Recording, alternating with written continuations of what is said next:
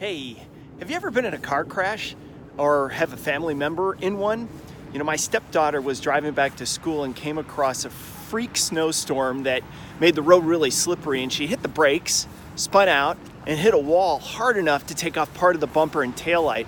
But what was really tough was she called us and was in the car at night in the snow backwards trying to figure out what to do and what to do next, and really worried about another car hitting her. I mean, it was pretty scary. And I think that's what many of you probably are feeling right now after last year's threat of a nuclear war, an actual trade war, an impeachment spun out our economic car.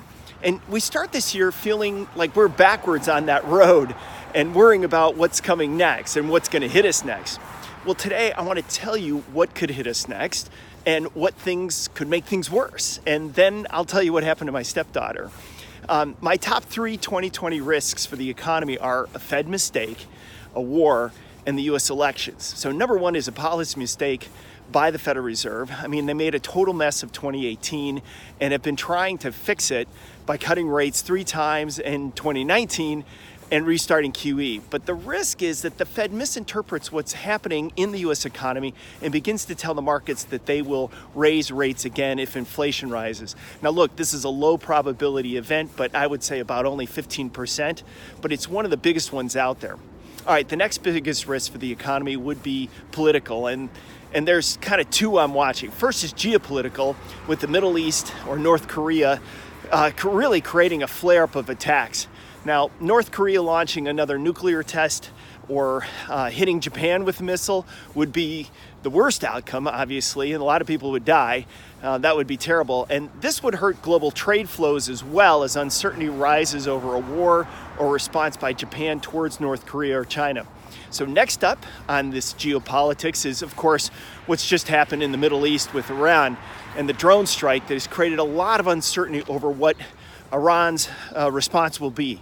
You know, if they choose to close the Straits of Hormuz or try to, where all the oil flows through in that region, this would mean that the oil markets will react by sending the price of oil higher.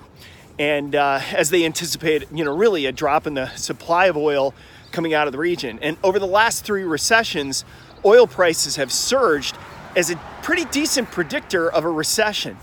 And why? Because, well, in the short run, it hurts consumers and businesses as they devote more and more spending to paying for energy, and this leads to less spending on things that will generate growth and jobs and profits.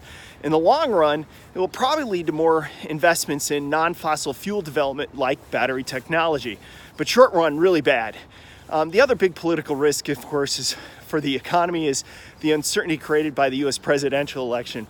You know, if the polling on the race is close and really starting in the summer, then we're going to see uncertainty rise for businesses and consumers.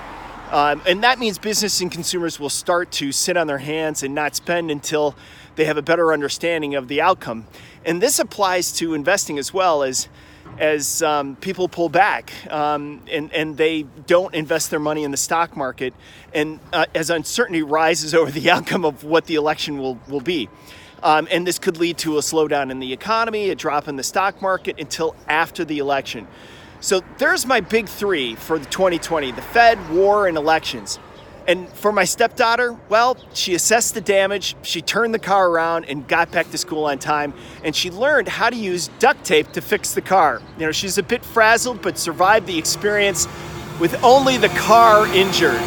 All right, and that was the good news. So I'm Andy Busch, narrative economist, moving my clients from chaos to confidence and covering the biggest risks for the economy in 2020.